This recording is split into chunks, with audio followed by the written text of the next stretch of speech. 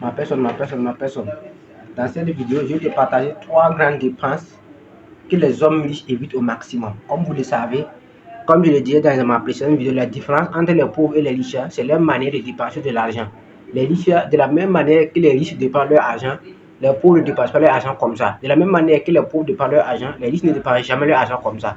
Dans cette vidéo, je vais te partager 3 grandes dépenses inutiles que les riches au maximum évitent.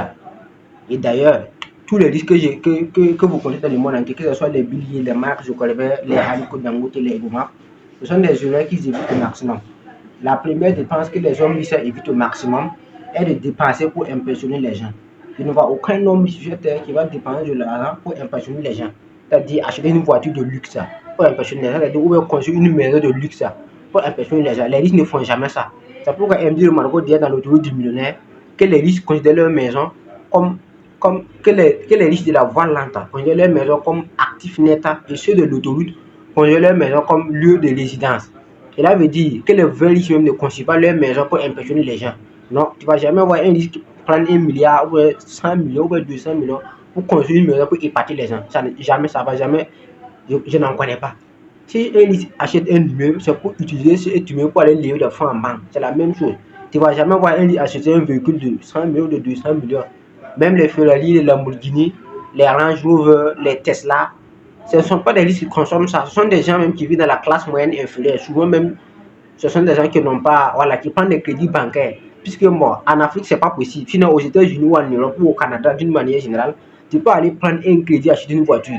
Par exemple, aux États-Unis, comme ça, tu peux aller en banque, prendre un crédit, aller acheter un véhicule Tesla. Et tu vas payer ça à vie. Voilà. Donc, quand les gens voient ça, ils croient que la personne est riche. Donc, peut-être vous ne croyez pas, 80% de ceux qui consomment le véhicule Tesla, ce sont des gens qui sont dans la classe moyenne. Voilà. Sinon, aucun riche ne va prendre des milliards. Si vous prenez un riche qui prend son argent, aller acheter un véhicule de luxe, en réalité, c'est les miettes. Voilà. Les riches utilisent les miettes pour se faire plaisir. Maintenant, le pauvre utilise maintenant l'argent qu'il a durement gagné pour aller investir dans le plaisir. Et le monumental. Donc, la première grande dépense qu'un riche ne va jamais commettre dans sa vie, c'est à dépenser pour impressionner les gens. Les riches n'ont pas besoin d'impressionner quelqu'un. Non. C'est pourquoi ils ne dépensent pas pour impressionner quelqu'un. Voilà, tous les hommes riches que moi je connais n'ont pas besoin d'impressionner pour impressionner quelqu'un. Mohamed Bongoumou n'a pas besoin de dépenser de l'argent pour montrer aux gens qu'il est l'homme le plus riche ou qu'il est parmi l'un des hommes les plus riches du Burkina. Même chose que Idrissa Nassa. Idrissa Nassa n'a pas besoin de dépenser de l'argent pour montrer qu'il est riche. Tout le monde sait que c'est le PDG de Coris Bank. Monsieur Mouzadek Bali, PDG de Azalai Hotel, n'a pas besoin de dépenser de l'argent, acheter une voiture pour impressionner les gens, ou pour montrer aux gens qu'il a l'argent. Et d'ailleurs, il a si bien dit d'investir au pays qu'une consommation n'est pas un objectif. Imagine un homme riche qui dit ça. Ça, c'est le PDG de Azalai Hotel qui le dit. Donc, EMG Automobile de Mbaïgé au Sénégal n'a pas besoin de dépenser ou bien d'acheter des voitures pour impressionner quelqu'un. Monsieur Bertin Kofo, l'un des hommes les plus riches du Cameroun, n'a pas besoin d'aller dépenser de l'argent pour impressionner quelqu'un. Bertin, tout le monde sait qui est Bertin, mais là, Bertin, quand il est rentré au Cameroun, il avait des milliards. Il pouvait construire une grande villa ou il pouvait acheter un véhicule. Mais il a patienté jusqu'à ce qu'il a pu installer tous ses usines avant de commencer maintenant à faire des dépenses. Je pense que le cas de Bertin est l'un des cas que tous les jeunes Africains doivent s'inspirer pour pouvoir atteindre un certain niveau dans la vie. Il faut éviter de se précipiter pour montrer aux gens que vous avez l'argent. Bertin même, je pense que c'est à cause des banques, puisqu'à un certain moment, pour avoir les crédits bancaires, tu dois avoir un certain niveau, voilà, un certain standing. Donc les banquiers l'ont oublié d'aller acheter un véhicule V8. Sinon, il roulait toujours avec sa RAV4. Peut-être c'est un milliardaire, il roule avec son RAV4. Récemment, il a fait l'inauguration de sa maison au Cameroun, où l'État camerounais l'a décoré chevalier de l'ordre de valeur. Peut-être Bertin, c'est l'un des hommes les plus riches du Cameroun. Mais pourquoi il a construit sa maison à l'âge de 50 ans? Pose-toi la question. Cela ne veut pas dire qu'à l'âge de 30 ans, il n'a pas de l'argent pour une maison. Il avait de l'argent, bien sûr. Mais pourquoi il a patienté jusqu'à l'âge à plus de 50 ans qu'il a construit sa maison en 2024, où l'État camerounais même est passé de décorer chevalier de l'ordre de valeur. Donc, la première dépense qu'un riche ne va jamais commettre dans sa vie, c'est dépenser pour impressionner. La deuxième dépense qu'un riche ne va jamais faire dans sa vie, ce sont les dépenses destructeurs. Qu'est-ce que j'appelle dépenses destructeurs? Les dépenses destructeurs, ce sont les dépenses, les dépenses ça veut dire les dépenses qui veulent nuire ta propre santé.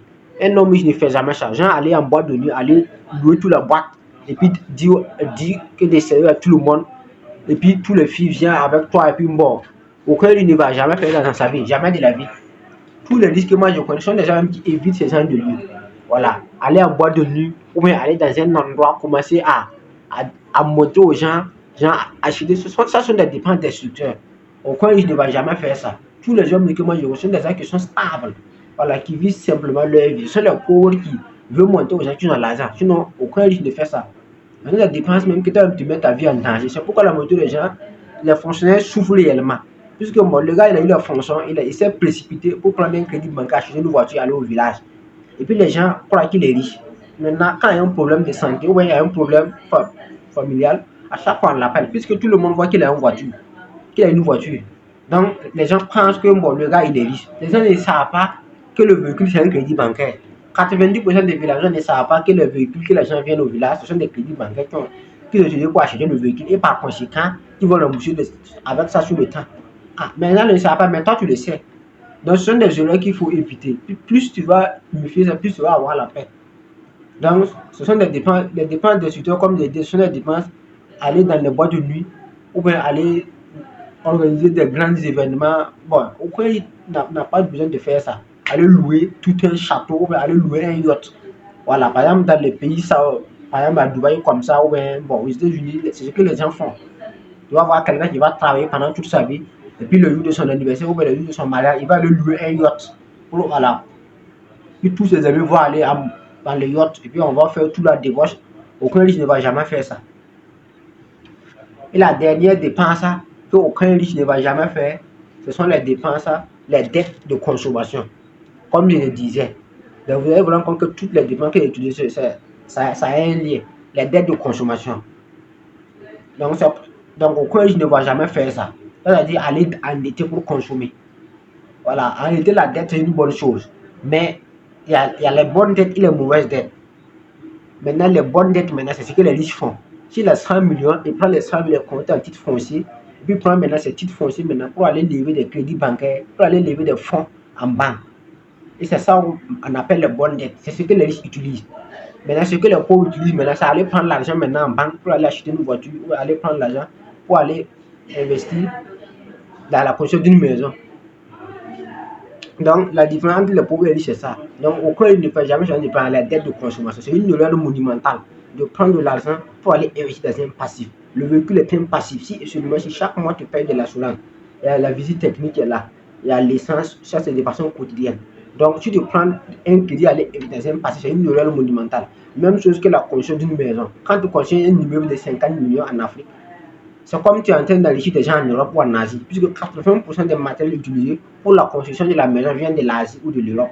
Tout, à part le sable seulement, ou le ciment, qui vient de là. Tout le matériel utilisé pour construire l'immeuble pour construire ta maison vient de l'Europe ou de l'Asie, plus précisément de la Turquie, de la Chine ou de l'Inde.